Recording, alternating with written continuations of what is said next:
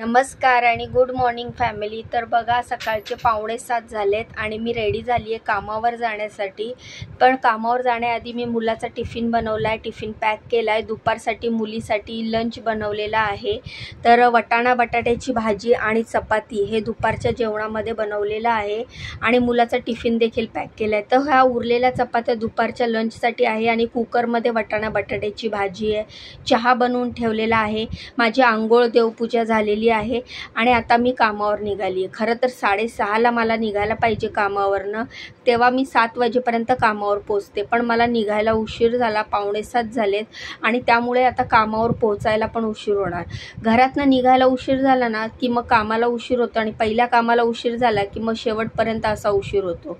तुम्हाला मी मागच्या व्हिडिओतनं सांगितलंच आहे की माझ्या सासूबाईंना ॲडमिट केलं आहे, त्या हॉस्पिटलमध्ये आहेत आणि ICUमध्ये आहेत, म्हणून मला आहे ना रोज घरातलं सकाळीच सगळं आवरून कामावर जावं लागतं आणि कामावरनं डायरेक्ट मी हॉस्पिटलला जाते।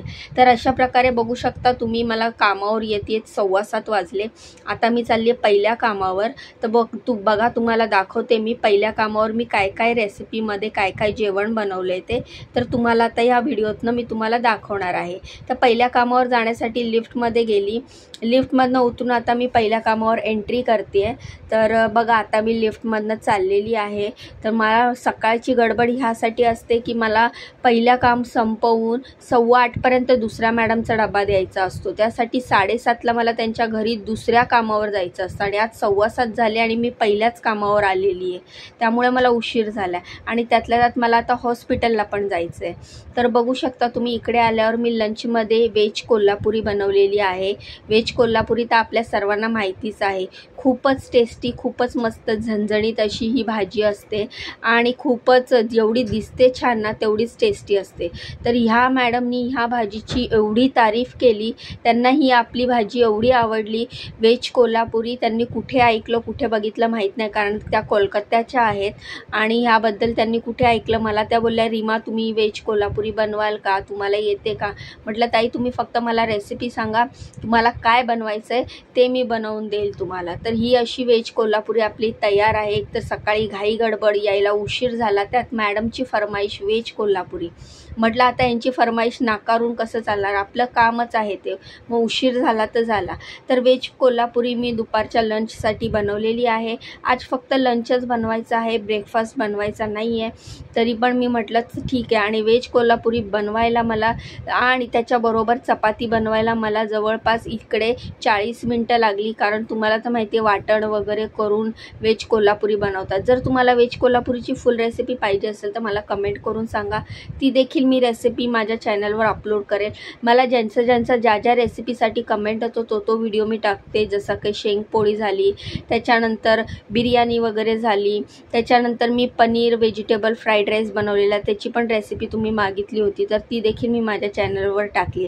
व्हेज कोल्हापुरी बनवल्यानंतर मल्टीग्रेन आटा विथ बीटरूट, म्हणजे बीटरूट टाकून मल्टीग्रेन आट्यामध्ये ह्या मस्तपैकी रोटी किंवा चपाती तुम्ही म्हणू शकता, तूप लावून अशी मस्त मल्टीग्रेन आट्याची ही बीटरूटची चपाती बनवली आहे। तर माझं इकडचं काम संपलेलं आहे आणि अशीच धावत पळत मी आता निघालेली आहे दुसऱ्या कामावर।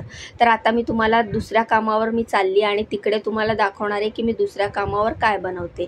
तर पहिल्या कामावर निघाली, धावत पळतच निघाली, तुम्ही बघू शकता पळत पळत चप्पल घालायच्या आधी लिफ्टचं बटन दाबलं तोपर्यंत लिफ्ट येईल म्हणून, आणि आता मी दुसऱ्या कामावर चालली आहे। खरं तर दुसऱ्या कामावर मला 7:30ला पोचायचं असतं, जेणेकरून त्या मॅडम 8:10ला घरातनं निघतात, तर मला 8:10पर्यंत त्यांचा टिफिन पॅक करून द्यायचा असतो। पण आज मला इकडेच उशीर झाला, 7:45 झालेत, त्यामुळे आता मला प्रश्न पडला आहे की 20 मिनिटात मी पटापट मला त्यांचा डबा बनवावा लागणार आहे, जेणेकरून ते टिफिन घेऊन जातील। तर अशा प्रकारे तुमच्याशी गप्पा मारत मारत लिफ्टमधनं बाहेर पडणार आहे आणि तिथून जाणार आहे दुसऱ्या कामावर। तर बघू शकता तुम्ही मी लिफ्टमधनं बाहेर पडली आहे आणि आता मी दुसऱ्या कामावर पोचली आहे। तर चला तुम्हाला दाखवते की मी इकडे काय बनवते। तर इथे मस्तपैकी भेंडीची भाजी बनवलेली आहे, शेंगदाण्याचा कूट घालून मोकळी आणि क्रिस्पी अशी भेंडीची भाजी बनवलेली आहे, खूप सारी वरून कोथिंबीर टाकलेली आहे।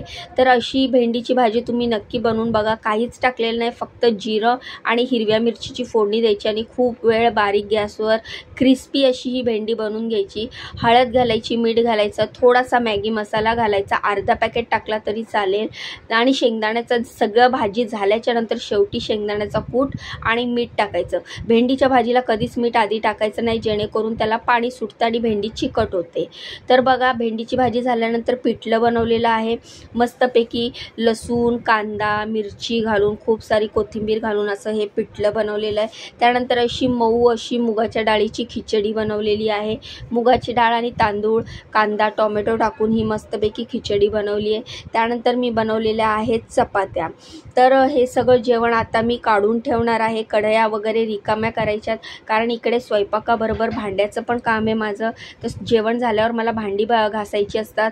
काकडी कापून ठेवलेली आहे। आता मी कढया वगैरे सगळं रिकामी करणार आणि ते सगळी भांडी रिकामी करून मी सगळी घासून मगच तिसऱ्या कामावर जाणार आहे। तर तुम्ही बघू शकता सगळं जेवण मी छोट्या भांड्यांमध्ये काढलेलं आहे। कढया वगैरे रिकाम्या केल्यात, भांडी घासलेली आहेत, भांडी घासून पुसून सगळे जागेवर ठेवलेली आहे। किचन वगैरे गॅस सगळं क्लीन केलेलं आहे। तर हे बघा अशा प्रकारे माझं काम असतं। माझं स्वयंपाक वगैरे सगळं झाल्याच्या नंतर सगळं व्यवस्थित क्लीन वगैरे करून धुवून बिवून मी आता निघालेली आहे तिसऱ्या कामावर। त्याआधी गॅसचं मेन नॉब बंद केलं आहे, माझं इकडचं काम संपलं आहे, मी तिसऱ्या कामावर चालले। तर माझ्या पहिलं आणि दुसरं काम पटकन होतं, पण तिसऱ्या कामाला उशीर लागतो, जे की मोठं काम आहे। मला आता ह्या कामावर पटापट घाई गडबड करावी लागणार आहे, कारण मला हॉस्पिटलला जायचं आहे।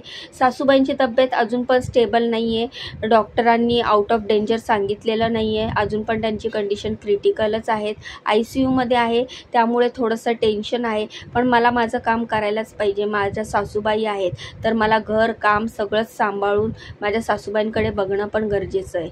तर त्यासाठी मी पहाटे सकाळी लवकर उठते, मुलाचं टिफिन बनवते, दुपारचं जेवण बनवते, त्यानंतर कामावर येते। कामावरनं मग डायरेक्ट मी हॉस्पिटलला जाते आणि मग हॉस्पिटलवरनं कधी 9 वाजतात रात्री यायला, कधी 10 वाजतात।